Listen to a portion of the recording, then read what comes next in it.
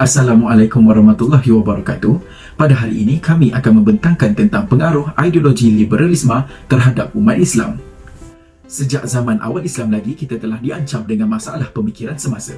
Dengan kebangkitan aliran pemikiran ekstrim seperti Mu'tazilah, Jabariyah dan lain-lain, orang Islam sering menghadapi masalah sesetengah pihak yang cuba merosakkan kesucian maupun keharmonian agama. Kekeliruan mental ini sudah lama membelenggu sejarah peradaban umat Islam.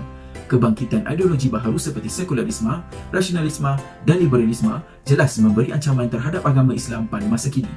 Islam liberal adalah cara berfikir yang kerap meletakkan konsep prinsip kebebasan maupun keterbukaan segenap aspek kehidupan.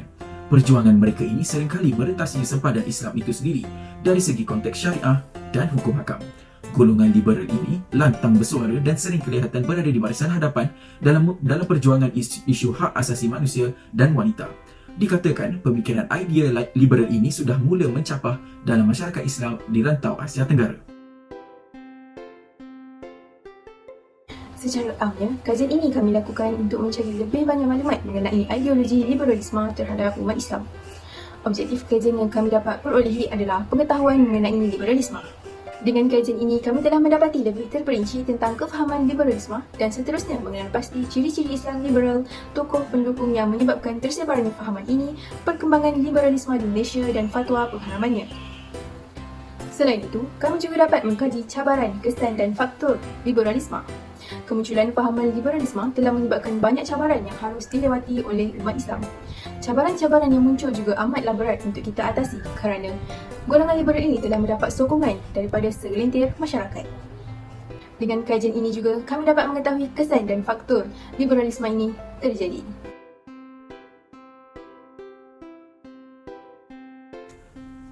Baiklah, apakah itu liberalisme?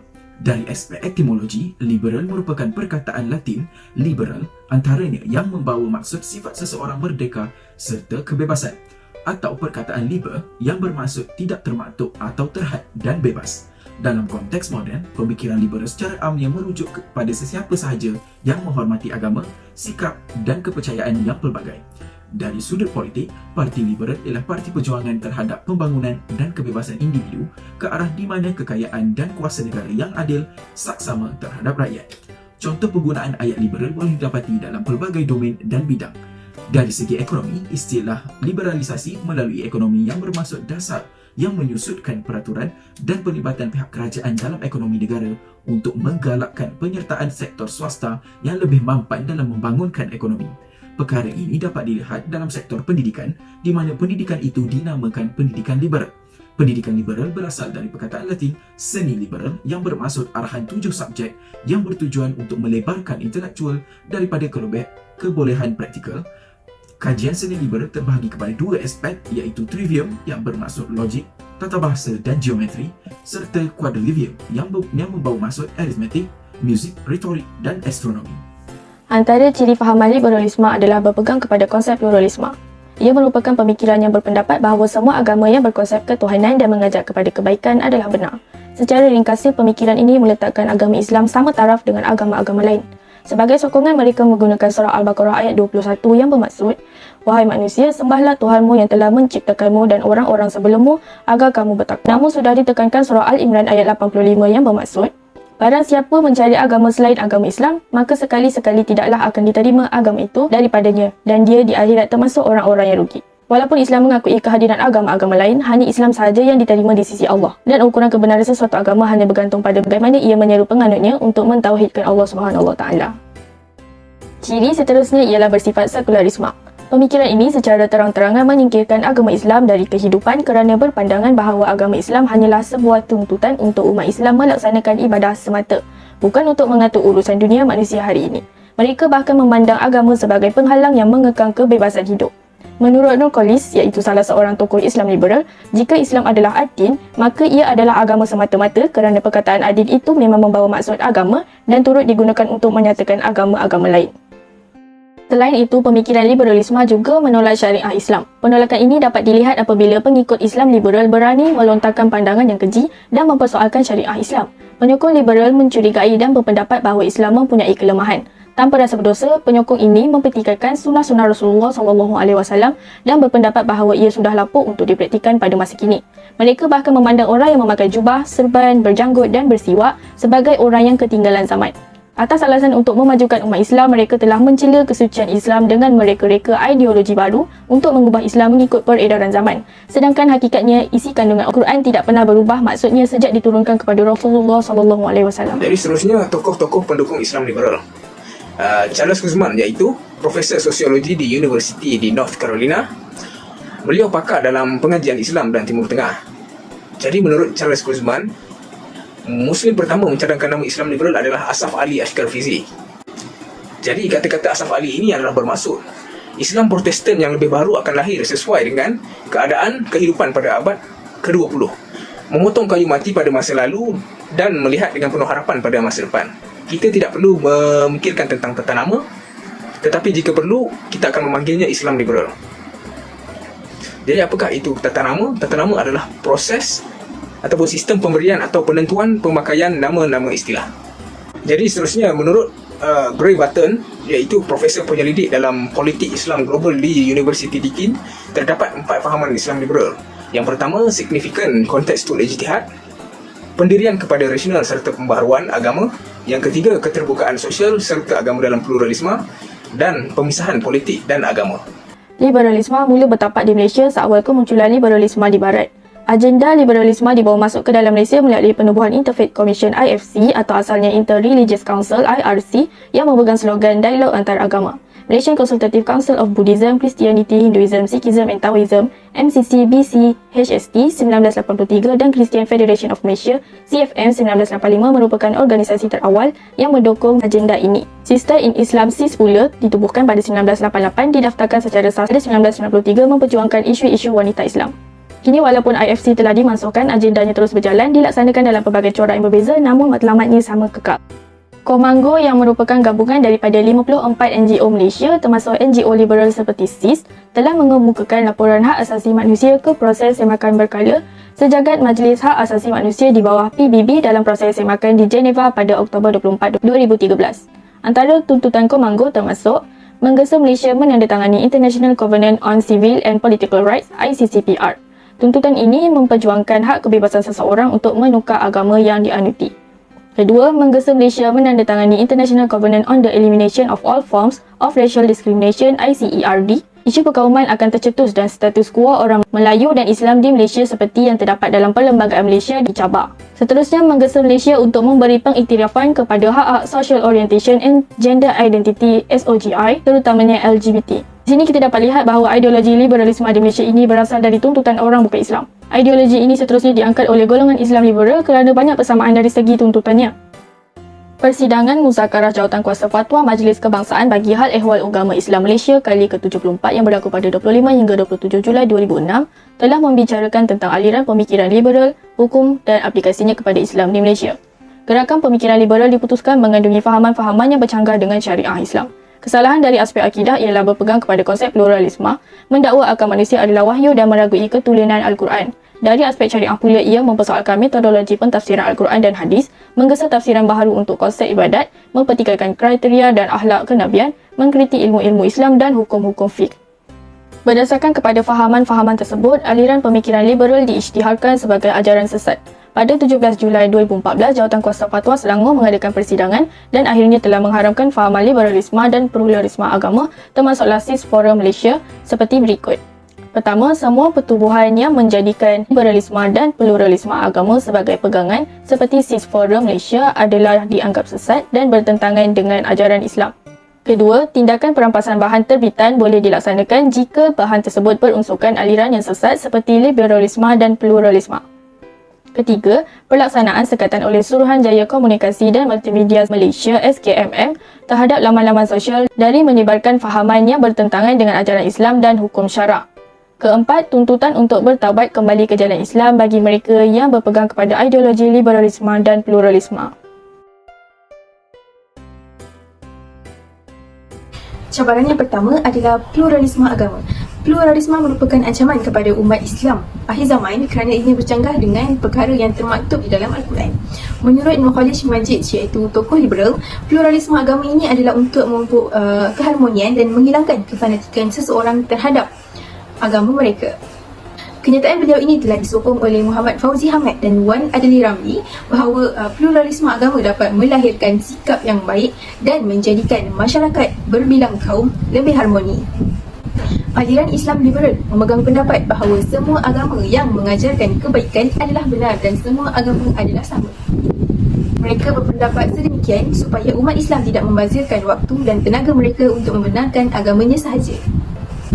Mereka berpegang pada ayat Al-Quran dalam surah Al-Baqarah ayat 21 yang bermaksud, "Wahai manusia, sembahlah Tuhanmu yang telah menciptakanmu dan orang-orang sebelummu agar kamu bertakwa." Namun, Allah telah menyatakan dalam surah Al-Imran ayat 85 yang bermaksud, barang siapa mencari agama selain agama Islam, maka sekali-kali tidaklah akan diterima agama itu daripadanya, dan dia di akhirat kelak termasuk golongan orang-orang yang rugi. Ayat di atas jelas disebut bahawa Islam tidak menidakkan kehadiran agama lain, namun Islam tidak mengiktiraf kebenaran agama tersebut kerana tiada agama yang diterima selain agama Islam.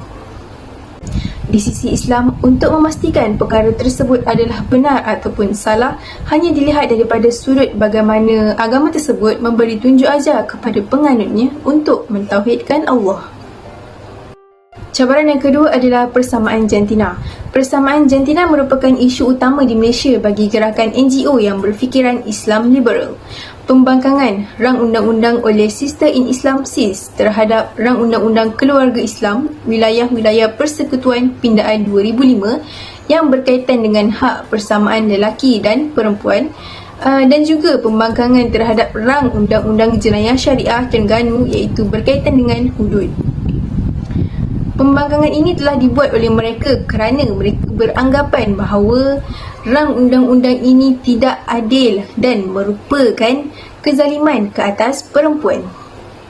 Sister in Islam ini juga mengadakan program musawah iaitu untuk memperjuangkan hak kesamaan wanita kerana mereka berpendapat bahawa undang-undang Islam yang telah ditetapkan ini tidak adil serta memberi penindasan kepada golongan wanita dan menyekat wanita daripada aktiviti kemasyarakatan.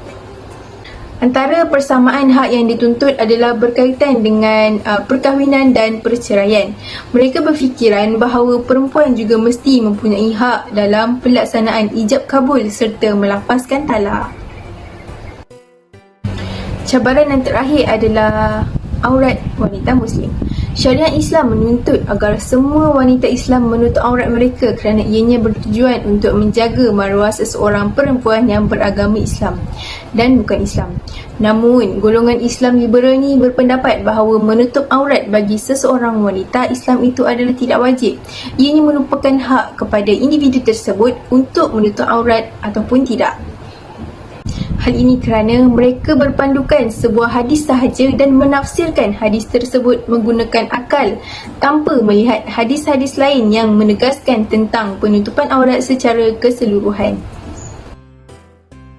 Hadis yang mereka pegang adalah dari Nabi SAW bersabda, jika salah seorang dari kalian menikahkan pembantunya iaitu budak wanita dengan budak laki-lakinya atau pekerjanya, maka janganlah ia melihat sesuatu di bawah pusat dan di atas lutut. Menurut Zainuddin Idris, beliau mengatakan bahawa aurat perempuan yang wajib ditutup hanyalah kemaluan dan belakangnya sahaja, walaupun pada hakikatnya aurat adalah tanggungjawab setiap Muslim untuk menjaganya dengan baik, iaitu bagi wanita dengan menutupi seluruh anggota badannya kecuali muka dan tapak tangan. Assalamualaikum warahmatullahi wabarakatuh. Nama saya Nur Azam Tamanasi dan saya akan teruskan dengan faktor pengaruh ideologi liberalisme terhadap umat Islam. Faktor pertama ialah pada era globalisasi yang meluas ini menyebabkan senangnya untuk suatu perkara dan maklumat itu akan tersebar tanpa penguasaan dari sesiapa dan anak muda atau generasi sekarang ini. Generasi sekarang yang penuh dengan cabaran ini sangatlah mudah terpedaya jika mereka ini tidak dipantau oleh penjaga atau orang-orang dewasa. Faktor yang kedua ialah kurangnya ilmu akidah yang kuat dalam kalangan masyarakat menyebabkan fahaman liberalisme ini sangat mudah tersebar dan menular. Ini kerana fahaman liberal ini menyatakan ujian mereka secara logik akal, yang menyebabkan mereka mendeta Al-Quran dan hadis secara terang-terangan. Dengan adanya idea kebebasan yang mutlak secara langsung atau tidak langsung. Faktor ketiga pula ialah faktor kemajuan dan kemodenan yang selalu menjadi angan-angan oleh masyarakat. Kadang-kadang yang menjadi pemicu untuk masyarakat supaya terjebak dengan agenda liberal ini. Fahaman liberal ini adalah fahaman yang berkait rapat dengan idea dan gerakan modernisme. Teknologi maklumat dan internet juga telah menjadi kunci yang besar dalam kehidupan masyarakat. Internet membolehkan untuk mereka mencapai maklumat tanpa had dan menyebabkan suatu maklumat atau isu itu dapat tersebar dengan cepat. Teknologi liberalisme dan idea humanisme tersebar dalam berbagai bentuk dan cara melalui internet. Ini juga dikesan. Jika umat Islam yang tidak mempunyai pengetahuan asas tentang Islam dan akan mudah terpengaruh dengan ideologi ini. Faktor yang terakhir ialah kebebasan dalam memberi pendapat atau berjihad yang dikembangkan oleh golongan liberal juga menarik perhatian masyarakat terutama dalam golongan liberal ini. Golongan ini memperlihatkan kepada masyarakat dan umat Islam bahawa apa yang dilakukan oleh mereka mampu menjadikan agama Islam ini daripada mulia dan tinggi di sisi masyarakat bukan Islam. Selain dari selari dengan perkembangan kontemporari yang penuhi hak keperluan umat Islam dan masyarakat pada zaman sekarang. Firman Allah dalam surah An-Najm ayat 28 yang bermaksud sedang mereka tidak mempunyai sebarang pengetahuan mengenainya. Mereka tidak lain hanyalah mengikut sangkaan semata-mata, padahal sesungguhnya sangkaan itu tidak dapat memenuhi kehendak menentukan sesuatu daripada kebenaran, iaitu itikad. Berikutnya adalah kesan liberalisme terhadap umat Islam. Kesan yang pertama adalah percubaan membenarkan LGBT atas nama proses ijtihad baru. Pengarang di laman web JIL, iaitu Jaringan Islam Liberal, Khairul Anam dan Khairul Anwar secara eksplisit telah menyatakan bahawa tidak terdapat satu ayat pun dalam Al-Quran yang secara jelas dan nyata melawan atau menerima golongan LGBT. Jadi menurut kenyataan ini jelaslah bahawa liberalisme yang tersebar ke dalam Islam telah menyebabkan berlaku spekulasi ataupun kenyataan yang tidak berasas seperti ini, yang mana kita tahu ianya tidak benar sama sekali. Hal ini adalah kerana dalam surah Al-Syu'ara ayat 165 dan hingga 166 Allah telah berfirman yang bermaksud, patutkah kamu melakukan hubungan jenis dengan lelaki dari kalangan manusia dan kamu tinggalkan apa yang diciptakan oleh Tuhan kamu untuk kamu melakukan hubungan yang halal dari badan isteri-isteri kamu? Kamu orang-orang yang bersalah, bahkan kamu adalah kaum yang melampaui batas. Ayat di atas tadi adalah berkaitan kaum Nabi Lut alaihi salam yang melakukan persetubuhan atau hubungan seksual dengan lelaki. Jadi hujah sebelum ini jelaslah disangkal oleh ayat ini yang mengecam perlakuan homoseksual itu sendiri. Kesan yang seterusnya adalah isu anti-autokratik serta disiplin dalam pemahaman agama Islam. Lutfi Asy-Syaukani iaitu pengasas bersama rangkaian Islam liberal di Indonesia. Dia juga adalah merangkap pensyarah di Universiti Paramadina.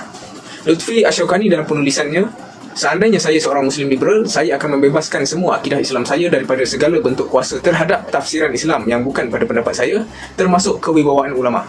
Sebelum saya mengulas lanjut tentang kenyataan Lutfi Asy-Syaukani yang saya sebentar tadi, apakah itu ijtihad? Ijtihad adalah berfungsi untuk membantu manusia dalam menemukan solusi hukum atas suatu permasalahan yang belum ada solusinya ataupun dalilnya di dalam Al-Quran maupun hadis. Jadi, demikianlah kenyataan Lutfi yang telah saya nyatakan tadi. Ianya seolah-olah menolak segala yang ditetapkan untuk Islam oleh ulama dan mempercayai tafsiran daripada sesiapa sahaja bergantung hanya kepada bukti rasional dan prinsip saintifik. Selain itu, terdapat juga kritikan daripada Ulil Absyar Abdallah, iaitu seorang ulama Indonesia yang bergabung dengan Jaringan Islam Liberal JIL mengenai kebergantungan umat Islam kepada fatwa dan pendapat ulama. Kritikan Ulil Absyar Abdallah ini berbunyi seperti menunggu fatwa dahulu sebelum melakukan sesuatu. Tidak cukupkah mereka hanya menggunakan akal rasional untuk mengetahui perkara yang mudah? Dan bukankah akal rasional adalah satu kebajikan yang diperlukan untuk agama? Islam sentiasa membuka pintu ijtihad dan tidak pernah menutupnya untuk menyelesaikan masalah baru, tetapi hanya boleh dilakukan oleh mereka yang selayaknya. Tidak sewenang-wenangnya dilakukan oleh semua orang seperti yang diinginkan oleh liberal Muslim. Islam menerangkan peraturan rapi sebelum insan tersebut melepasi tahap berkebolehan berijtihad. Seseorang yang hendak berijtihad hendaklah menghayati sepenuhnya objektif syariah dan dapat menyimpulkan hukum syarak daripada dalilnya, menurut Imam Al-Syatibi. Jadi terdapat 7 peraturan ijtihad yang telah diringkaskan oleh Dr. Wabah Al-Zuhaili, iaitu cendekiawan Islam khusus dalam bidang perundangan Islam Syariah yang telah dibincangkan oleh Imam Baidawi dan Imam Al-Amidi. Berikut adalah peraturan yang perlu dituruti bagi sesiapa yang ingin berijtihad. Baiklah, untuk kesimpulan, tindakan agresif perlu dilakukan bagi membendung permasalahan pemikiran mental yang disebut liberal kerana risiko penularan yang tinggi mungkin berlaku di negara kita. Masyarakat amat mudah terpengaruh dengan paparan di media sosial dalam era moden tanpa memikir kesan baik dan buruknya. Hal ini dapat dibuktikan melalui trend yang tular, kebanyakannya menjurus kepada kesan negatif yang mampu meruntuhkan institusi masyarakat maupun negara. Sememangnya gejala fahaman liberal ini sukar dibendung, melainkan pihak berkuasa cekap bertindak balas terhadap tingkah laku golongan pemikir liberal. Walaupun terdapat beberapa cabaran yang perlu dihadapi oleh pihak yang bertanggungjawab untuk menyelesaikan isu remeh-temeh ini, namun segala cabaran perlu didekati dengan berhati-hati agar aktiviti dakwah liberalisme dapat dibendung sepenuhnya. Usaha yang dicadangkan itu direka untuk membantu menangani gejala pemikiran liberal ini dan akhirnya memastikan kehidupan sosial masyarakat sentiasa berada dalam keadaan yang aman. Negara maju bukan sahaja dinilai melalui pembangunan infrastruktur, malah juga melihat pada sikap, peradaban dan kehidupan sosial masyarakat penduduk tempatan yang boleh dijadikan contoh dalam kehidupan manusia sejagat. Sekian, terima kasih.